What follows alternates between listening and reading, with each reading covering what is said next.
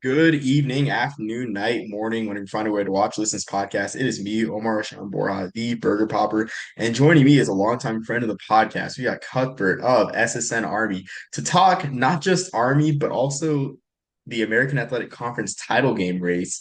And we were originally planning to do this discussion on Friday just with schedule constraints and everything, but thankfully we did not because the picture cleared up a bunch thanks to the results of two games over the past weekend in the American Conference. But before we get into that, Cuthbert, how's everything going? Thanks for joining once again.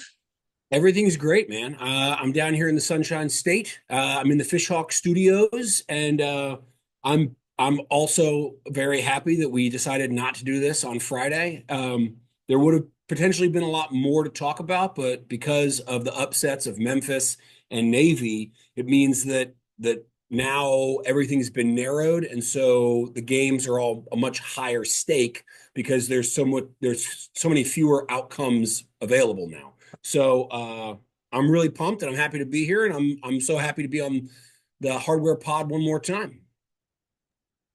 Yeah, and I'm happy to have you. So like you mentioned, of course, if we recorded this on Friday, the picture would not have been cleared. But I think that kind of points to a greater theme in college football with these conference races kind of being foggy still. Of course it's November. There's still plenty of time in the season, but even last week, not just with the American, where there was the nightmare scenario of Army, Navy, and Tulane.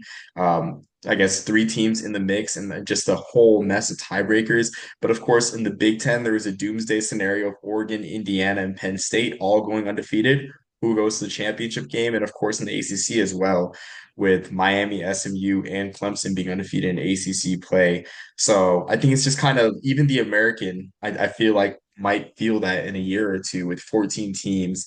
And for instance, Army doesn't play Tulane, they didn't play Memphis. So that could have caused a lot of heartache. And of course, they don't play Navy in conference too. So that could have caused a lot of heartache, a lot of stress on the tiebreakers and everything. But definitely a growing trend in college football. Yeah, I think we are probably in countdown to conference. I don't want to say conference divisions because they're trying to get away from divisions out of concern that, what I felt was going on in the SEC for many years, where you had one division that was really, really strong and one division that was really weak. This was sort of pre-Kirby Smart Georgia takeover. And, out of concern that you get a Kansas State upsetting TCU, whatever that was 3 or 4 years ago.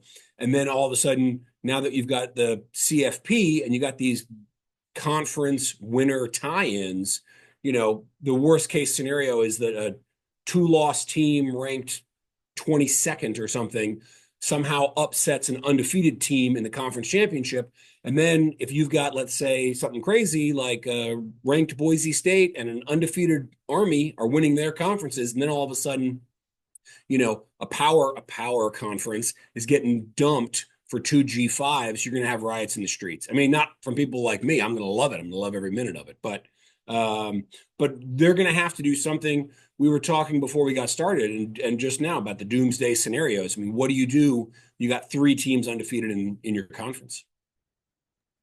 Yeah, exactly. And I don't see the problem getting better really, because like you said with divisions, of course, you mentioned SEC, the Big Ten was like the really glaring one. I think the Big Ten went almost a whole decade without a Big Ten West team winning the Big Ten title game. So it was like a problem that had to be solved. I don't know if the solution that everyone came up with was the right solution really. And it just kind of feels like we're in the old days of like deep, like I guess a lot like big conferences and everything. Well, my conspiracy theory is that the power conferences are ultimately going to get so large that they're going to have to divide themselves up, and then potentially even have like a semifinal and then a championship. Like they're going to have their own little mini 14 playoff, and they're going to be so big that they're going to divide themselves up by regions, and all of a sudden it'll be like the baby pack that's now in the Big Ten versus the traditional Big Ten West versus the traditional Big Ten East versus you know what I mean?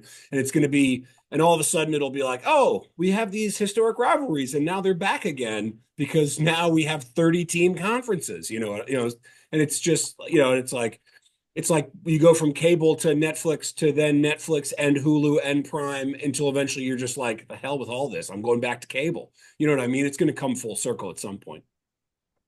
That's a good point. I mean, it kind of points to, I guess, a college basketballification of college football and how fitting that is with college basketball tipping off today, that this whole concept, which I can see that happening.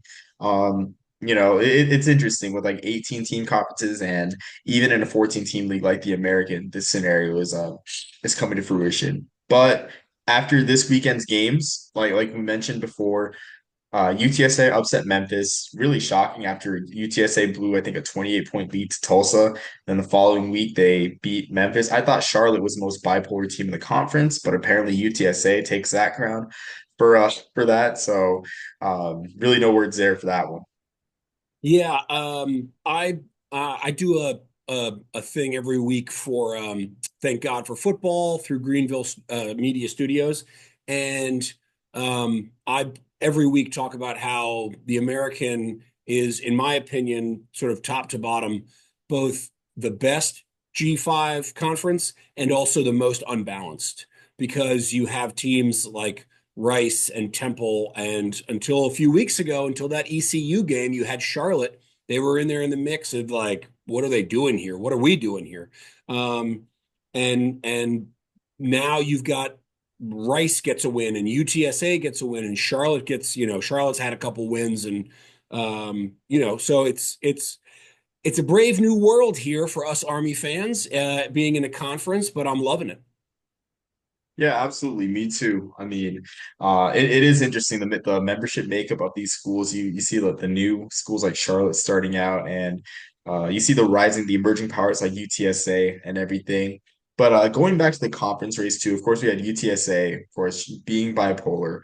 Rice came out of nowhere to beat Navy, and so now what that did is Memphis is effectively, I think, booted from the conference race. There's still a chance, but they needed Navy. They needed Navy to slip up a couple times, but Memphis needed to win every game essentially to, I guess, overcome that tiebreaker that Navy has over them.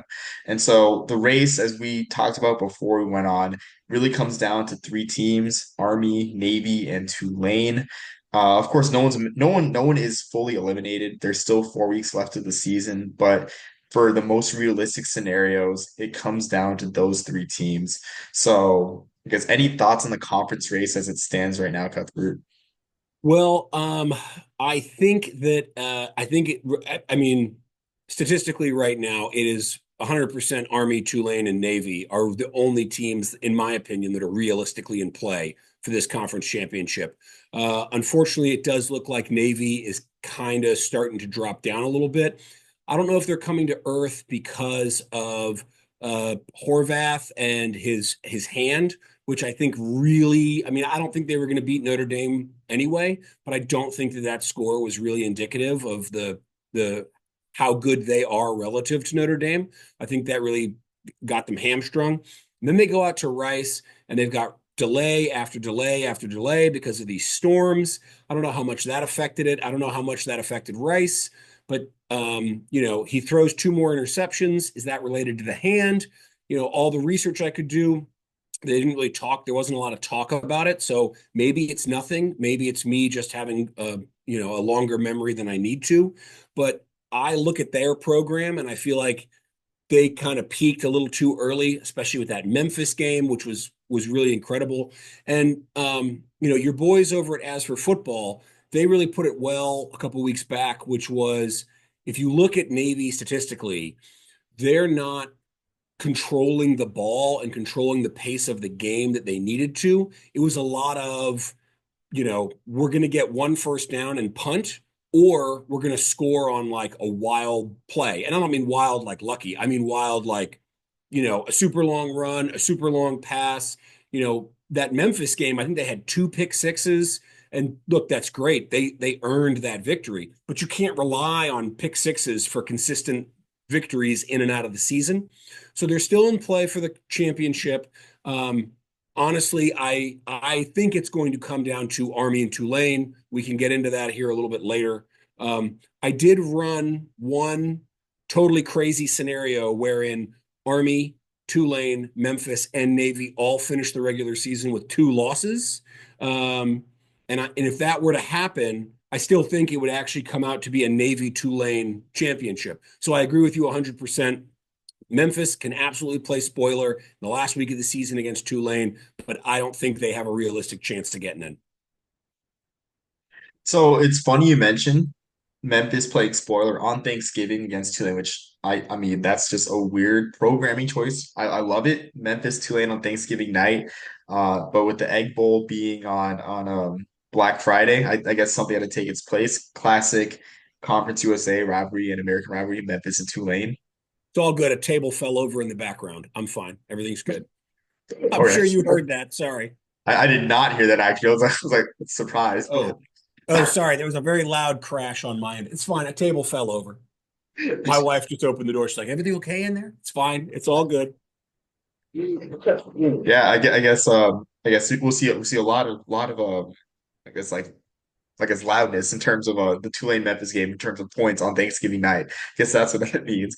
But with that one, like you say, Memphis playing spoiler, and it's interesting because like we were talking beforehand with the tiebreakers for the AAC, and I guess who participates in the title game.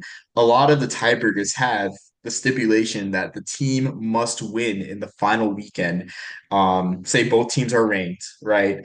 The team that would host, I guess if both teams are unranked, I should say, both teams are unranked, and there's a tiebreaker between two unranked teams. The team that won the final weekend with the same conference record would go to the title game instead of the team that would lose in the final weekend, which is a scenario where this could play out in terms of hosting, because if Tulane beats Navy, they would have the head-to-head over Navy, and Navy would have 2 losses in conference. But with Army and Tulane being undefeated in conference, or I guess 7-1 if Army were to slip up against North Texas or UTSA. It would be whoever would lose in the final weekend. So it's an interesting scenario where Memphis could play spoiler, would say Army loses to North Texas, or I guess not loses, yeah, Army loses to North Texas, beats UTSA, and then Tulane beats Navy but loses to Memphis in the final week. Both are unranked, and the way it looks like Army would host in that scenario, from my understanding of the tiebreakers. So definitely something interesting to follow there. Yeah, I think where, assuming this is going to come down to Army and Tulane, which I do think it will, where this game is being played, I think is going to make a huge difference. Obviously, you can talk about climate all you want to, but um, watching that Army Air Force game, I mean, we technically sold out the game against East Carolina 2 weeks ago. Watching it on TV, it didn't actually look like the stadium was actually 100% full. I'm sure they sold every ticket. I don't know how full it was. It wasn't like it was half full. No, it was bumping, but it wasn't standing room only. This past weekend against Air Force, admittedly a hated rival, a game that we're going to sell out and there's going to be butts in the seats. If we are hosting the AAC championship in Mikey, it's going to be sold out. It's going to be standing room only, and ideally, it's going to be like a cold, blustery West Point December day. And it's not to say that Tulane's got really great players, and they're going to do fine playing in the cold, but that is going to give Army a distinct advantage relative to Army having to go down to Louisiana. I will say Army Tulane, though. I think if there's any team equipped to play in the cold, I definitely think it's Tulane, especially with their run game. Like Mekhi Hughes has had 4 straight 100-yard games. So I can see Army and Tulane playing really a rock fight. So gets me excited to see the potential of both teams, how they're made, playing in West Point on the first weekend of December, first Friday of December. So definitely excites me there. A game in the cold, gritty, and everything. But that's a great point, too, about the home field advantage. And another point with the home field advantage as well is something we talked about before when we're going over the agenda, is the fact that if you go further down in the AAC tiebreaker scenarios, you have computer rankings come into play. And we're talking about how if Notre Dame ends up beating Army, Army goes, I guess, 10-1 heading into the AAC title game.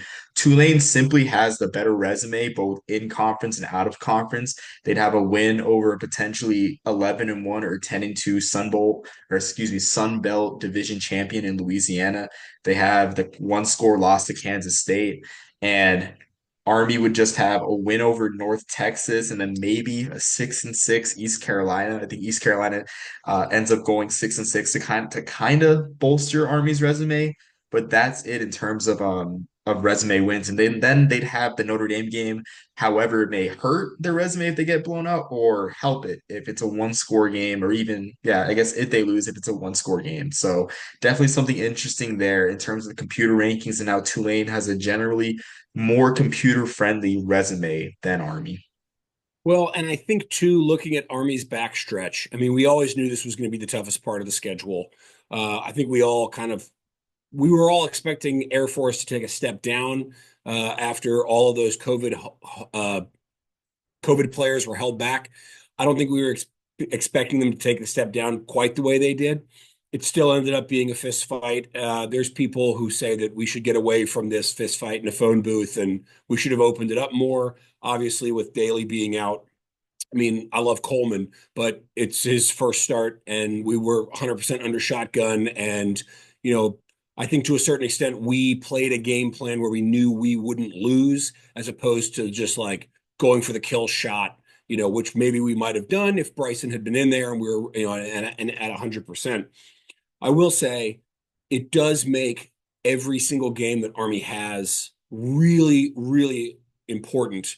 Not that all games aren't important, but this North Texas game is not going to be a gimme. Their offense is legit between Morris and DT Sheffield.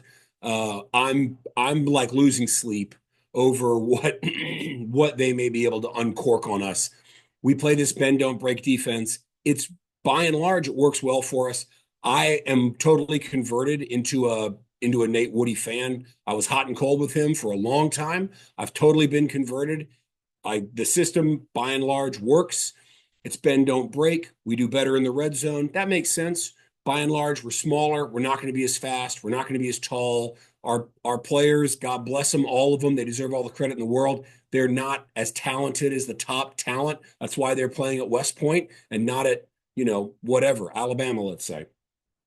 So I worry a lot about the North Texas game. I think our run game is going to be able to impose. I really think we're going to be able to impose our will. But I have flashbacks to the bowl game against San Diego State, where we had 44 minutes of time of possession and still had to win on a 2-point conversion with whatever it was, 4 seconds left, and we got that crazy touchdown on the last play, so the score looked better.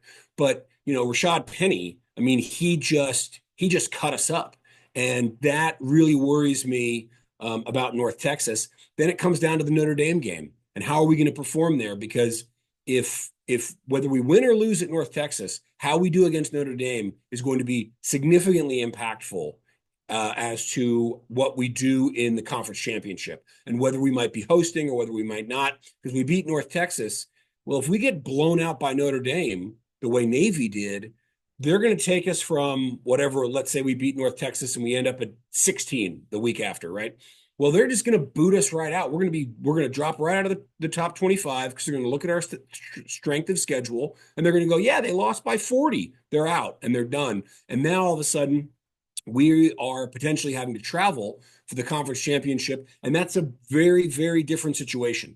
So, and then we got UTSA, and UTSA, who admittedly has been quite a bit like a dumpster fire much of the year. You got, their coach Trailer, who's like melting down in post game interviews, and then they go and beat Memphis. It's like Memphis was on life support, but they were still in the mix. They are not, Memphis is a quality team. So it really ratchets up the pressure. And, the goal is every week just go 1-0. And if we can do that, then we're going to be fine. But we just got to see. And I'm looking at Tulane's schedule, and Tulane, who was, I think, a little bit more on the hot seat before Navy lost to Rice.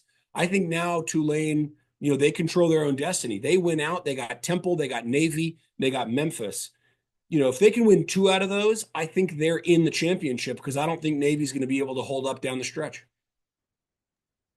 Yeah, I definitely agree. And I guess not that we're picking on Navy, of course, with us being both Army Army fans, but I think I definitely agree. Like with the point you were saying earlier about Navy just having being reliant on big plays, not really having the typical option build of 3 yards in a cloud of dust, methodical moving of the ball.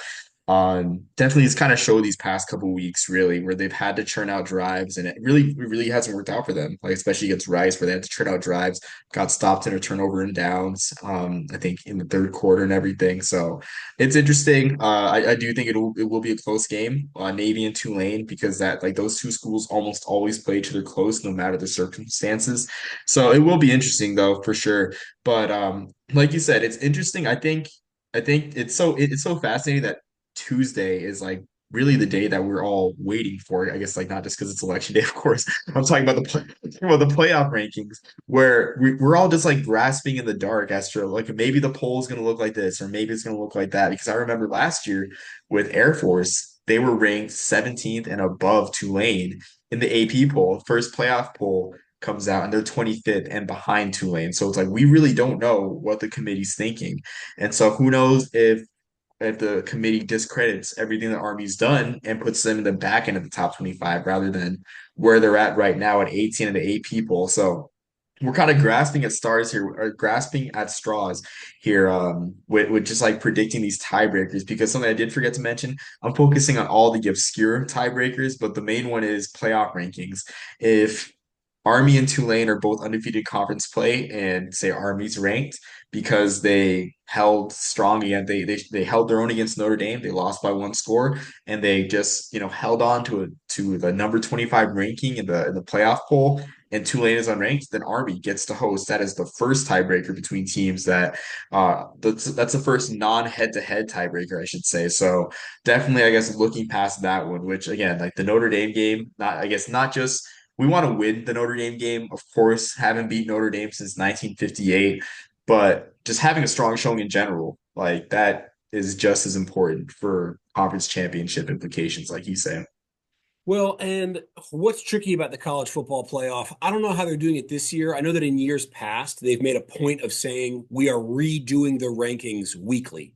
So, unlike, say, the coaches poll or the AP, where they might go, yeah, they're ranked 13 and they squeezed out a win against an unranked team at 500, but they still won. So, in good faith, we're going to like move them up, whatever, the 2 slots in front of the people who lost that weekend. The college football playoff committee, they have said in the past, we redo it every week. I don't know if that's what they're doing this year. And so basically, it's like we look at how you did this week and how that makes us feel about how good you are. And so that is something that I think works against Army, especially because we do have such a weak schedule this year. We need to not just have a good showing against Notre Dame, but we need to make sure we have good showings against North Texas and against UTSA as well to keep us relevant. Because I described earlier a situation where you have a 2 loss or a 3 loss Power Four team, and they upset an undefeated team in the championship. Well, the issue is not that somehow 2 G5 conference champions are going to get in, because what they're going to do is they're going to go, all right, let's say whatever, Colorado is 3 loss and they're ranked 25th, and they're going up against an undefeated BYU who's whatever, number 8, let's say. Well, if Colorado pulls off that upset, technically Colorado is the conference champion, which means for the Big 12 to get that auto bid, because it's not tied to conferences, it's just the top 5 highest ranked conferences.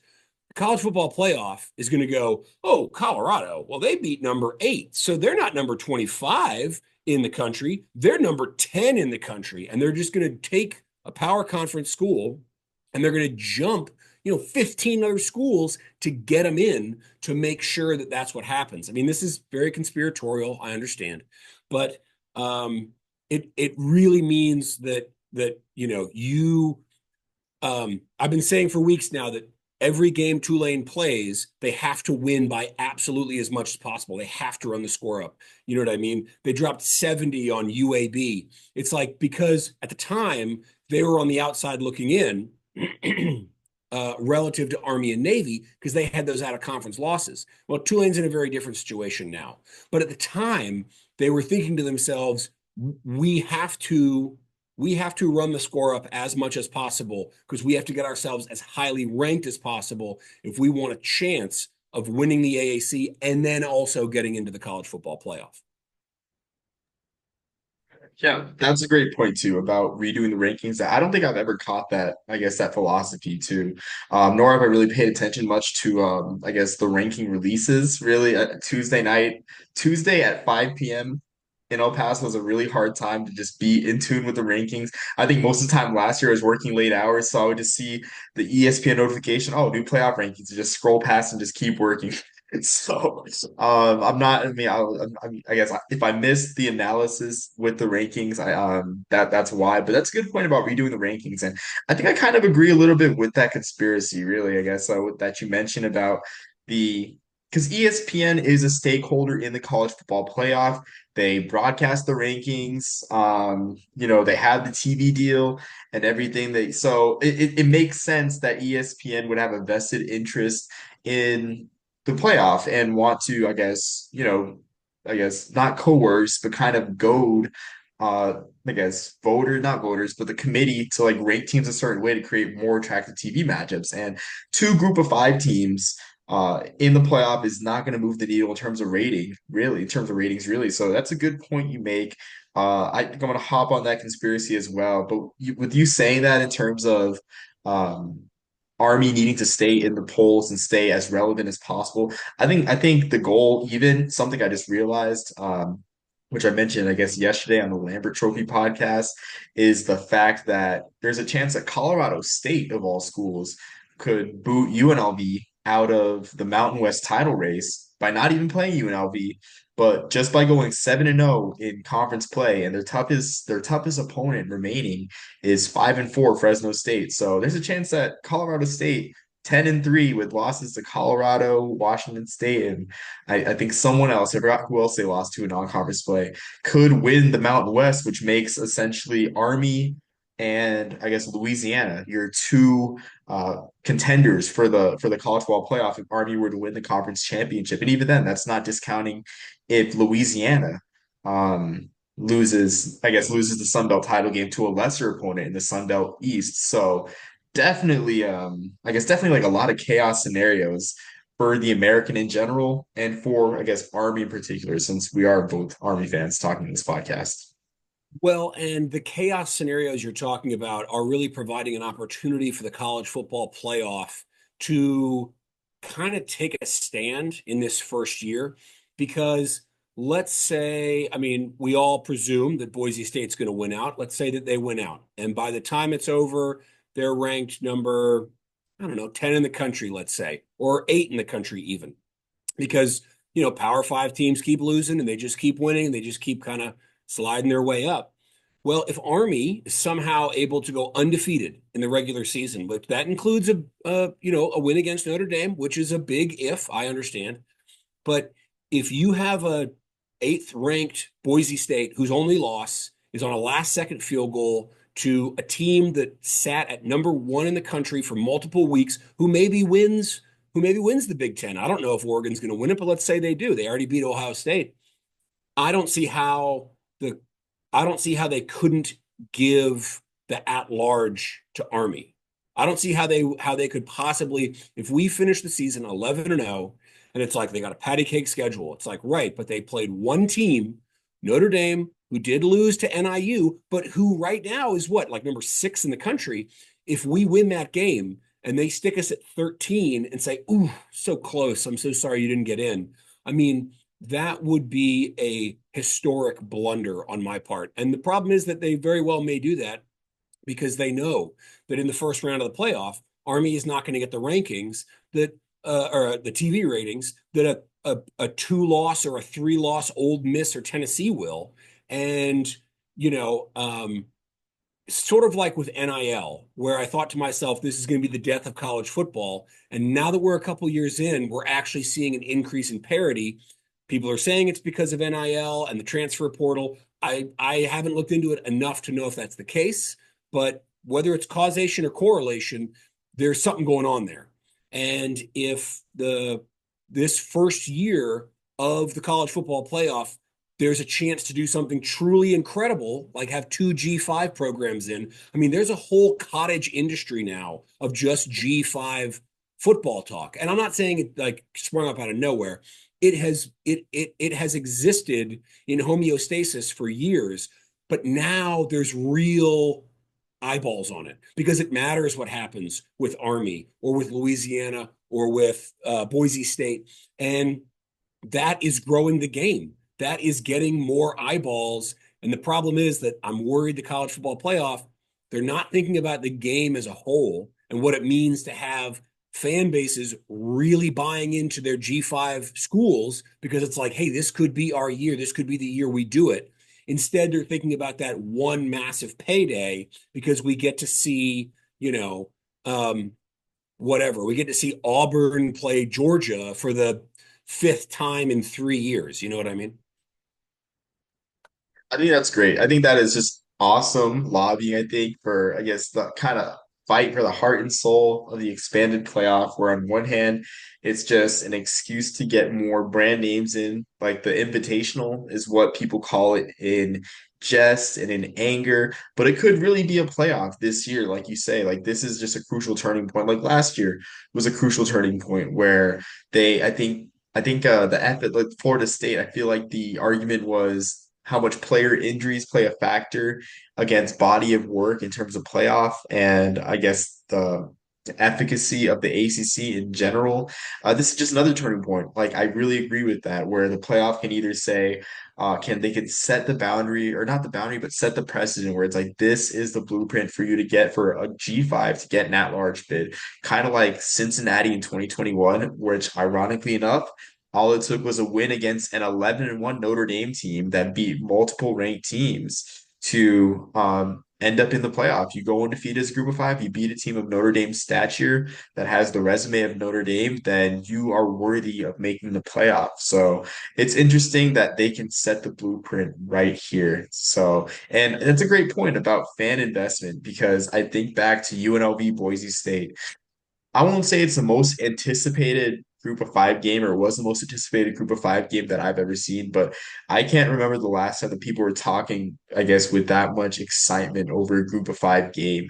Not since, I guess, the Boise State days when Kellen Moore was there. Or even like I can't even remember people talking about a Cincinnati game with as much, I guess, hype as they did about Boise State UNLV because realistically, everyone has a chance. Even like if you make the playoff, then everyone's on a level playing ground essentially.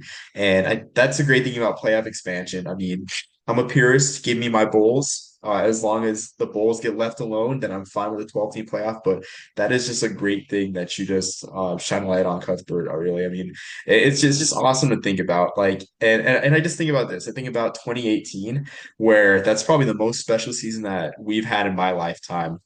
Where we started off slow, we went, I think, 1-2, but I mean, end of the year, we get, a nice bowl game, best Army season since 1958, and our reward is playing it. And I mean, there really wasn't as much hype and excitement and wonder. Like we knew it was a great year, as the season went on, but I guess there was kind of a cap to our excitement. It's like, yeah, we'll get a nice bowl game. We ended up getting a nice bowl game against Houston, and everything, and we ended up winning that game. I love my bowl games, but it's just interesting the excitement, the national excitement. And I guess had there not been a 12-team playoff, I don't think that excitement would be, I guess, as much present from a national perspective. Like we'd still be excited, but not as much on a national perspective. So just something I thought Well, about. and I think too with the 12-team playoff, I mean, look, I'm a realist here. I don't really anticipate a G5 program making it into the college football playoff and threatening for a national championship. I'm not saying it's impossible. I'm just saying that football is very, very different than, let's say, basketball. And you get the NCAA tournament and you get these Cinderella stories.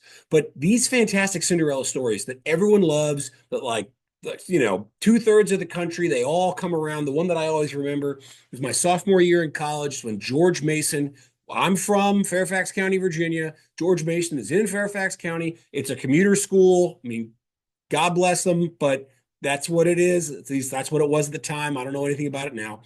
But they made this incredible run. They won, like they beat the three previous national championships on their way to the Final Four, and it didn't pan out for them. But it was an incredible ride, and it was an incredible run, and it did wonders for their program, and just it brings in people who typically don't care anything about the sport or the postseason. And so I think if we can get more of that, if Army can somehow squeeze in as an at-large, maybe Boise State loses and Army wins out, and Army is the auto bid. I don't know. I'm just saying, if that happens, the groundswell of support that would be for Army or for Boise or for Louisiana or whoever will be a tangible good for the game of college football. And ultimately, that's what matters. When you look at the four-team playoff, what is it, like 70% of games are decided by 21 points? I have no illusions that a G5 team is going to come in and like really shake things up so much as it's about the excitement. It's about the ride. That's what we're here for. We're here for the ups and the downs and the victories and the memories. Because when Boise State upsets um, Oklahoma 20 years ago, like that is the people will tell those stories the rest of their life. That is how you make college football fans. It's not from like, well, what's their brand recognition? It's college football. It's second only to the NFL. We don't need more brand recognition. We need the love and the passion of the game. And the other thing about the 12-team playoff that I'm really, really curious about. So I 100% believe that Nick Saban is, in fact, the best college football coach that ever coached. That's unquestionable. So I'm not questioning that at all. But something that Nick Saban was really, really good at is not just coaching week in and week out and recruiting and all that stuff, which he was the greatest. It's that if you give Nick Saban 6 weeks, he's not going to lose the game. And that's why one of the reasons I believe that he was so successful. I mean, he did lose in a couple playoffs and a couple national championships, don't get me wrong. But it was his ability to game plan, scheme, and get his guys coached up and prepped and ready for that game that you walk into an Alabama Notre Dame national championship and 5 minutes into the game, you're like, I don't even know why I'm watching this. This game is over. And what the 12-team playoff does is it greatly reduces that time between games. And the argument can be made that no, no, no, no, we want to have 6 weeks because we want the teams to be fully prepped, fully healthy. We want the best version of this team against the best version of that team, and that gives us the national champion. And it's 100% valid. That is the national champion, and we're getting the best version of both teams. But by increasing the number of teams and shortening the duration of rest, and you've got teams that are getting a bye, but they don't even know who they're playing yet, so they got to watch those games. It's going to introduce an aspect of, honestly, of chaos that is going to be more enjoyable. It's going to mean that you have people who are more in it for the game itself than just I'm a diehard fan of X and I watch until they get eliminated. And once they get eliminated, I walk away. Instead, it becomes a much more collective event. And I think that's better for the game of football. And I don't know what's going on with college football. And we're all moving towards semi-professional anyway, but the last vestiges are there and they can be awoken. We just got, it's like the committee just has to get it right this year. And there's still a lot of football to be played. And maybe all of these questions will answer themselves. I don't know.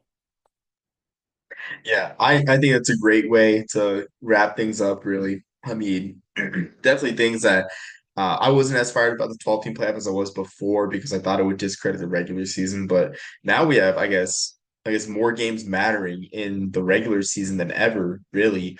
I guess from a national championship perspective. And again, now I'm starting to think about how I guess the 12-team playoff has made it like a hyper focus on the national championship when college football has never been about solely about winning the national championship. It's been about the stories, like you said, but I feel like it's kind of like a blending, like you say, of these stories coming together as one.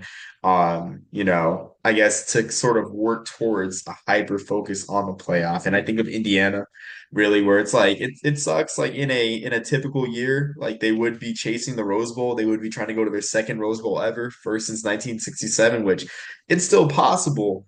But at the end of the day, what they're chasing is I guess, a new type of dream, a first round playoff game, potentially a Big Ten title, where they would get that Rose Bowl. Excuse me, but it's just interesting. Like, I mean, I think you just encapsulated perfectly about just how the playoff has such an opportunity to grab casual fans and just bring in more fan bases, and to just get the casual fans to like, I guess, for lack of a better term, the little guy, like the Armies, the Boise States, and I know that those schools aren't little per se in size, but when it comes to history and tradition and brand recognition, they're little in that compared to your traditional blue bloods and everything. So I think you say it's a crucial fork in the road for college football, and I'm excited to see how it plays out. And it's just interesting how we started off with AAC tiebreakers, and now we talking about We the went heart into and meta soul of college discussion about football. college football playoffs and the meaning of college football. Well, that means it's a good podcast. And I just want to say real quick before we jump off, my predictions, okay, Army is going to win out in the AAC. I'm not going to make a prediction about Notre Dame, not yet, but we're going to win out in the AAC. I think Bryson Daly, I have no insider information. I think Bryson Daly is back this week. I think we impose our will onto North Texas. They're going to get some big touchdowns. It's not going to be a 42-17 game, but I do think that we pull this out. I think UTSA is going to be harder than advertised, but I think we're going to pull that one out. I think we are going to host Tulane at Mikey Stadium in the AAC Championship. Tulane is going to pound on Temple this week. They're going to beat Navy the following week. And then Memphis, in a spoiler, Memphis is going to pull it out because what's going to happen is 2 weeks before we get, or whatever, 2 weeks before we get to the AAC championship, it's going to be clear that it will be Army and Tulane, and Tulane is going to lay off the gas. Memphis is going to shock them, and Army will be undefeated. Tulane will be one loss in conference. We will host them, and we will stick it to them because that is the final cherry on top. Brendan from Jersey was talking about it on the Black Knight podcast, that Tulane is one of the few teams that Monken has played more than once and has a losing record to, actually has never beaten. So that will be the cherry on top of the season. We will beat them. We will win the AAC. We will go to the college football playoff, and then Monken is going to get poached by a Power Four team. Calling it now.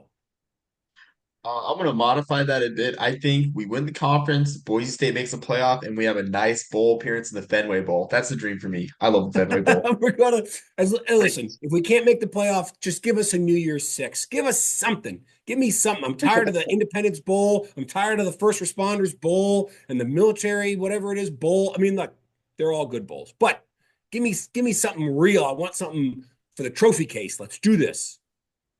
Fenway Park's a dream, Cuthbert. I'm sorry. For me, Fenway Park's a dream, sitting across from the Green Monster, wrapped up in a blanket in 30-degree weather, watching us take on Syracuse or an AAC team. But I mean, the people that watch this will say I'm just I'm stuck in the past. I'm stuck in my black and white. I'm stuck in my bowl races and everything. But I just love bowl games that much. If that's what you want, you need to be committed. I said that That's why directly into the microphone so you wouldn't miss it. That's why I joke. That's why I joke, man. I kind of want us to take a dive against Army, Bowl game sounds nice right now. Or take a dive against Notre Dame. Bowl game sounds nice right now, but I don't want that in reality. We'll do like we did in what was it, in 16, I think, when Bradshaw was hurt and he sat out for the Notre Dame game. We just got smoked Oh at man. Cowboy Stadium, which is like, also, what are we doing playing a neutral site game against Notre Dame in Arlington, Texas? I don't know what that was about. And I suspect that Monken was like, we're not going to win this game. I'm not getting the horse I rode in on injured. So yeah, Bradshaw, you got an injury. You're not playing today. And just, you know what I mean? I don't know. Another conspiracy. But thank you so much for having me on. This was fantastic, Omar. It's always great to talk to you from the computer. I look forward to meeting you real soon. Go Army, beat North Texas. Igor, Texas. And until next time, everyone, I'm the Burger Popper. Peace, love, and soul.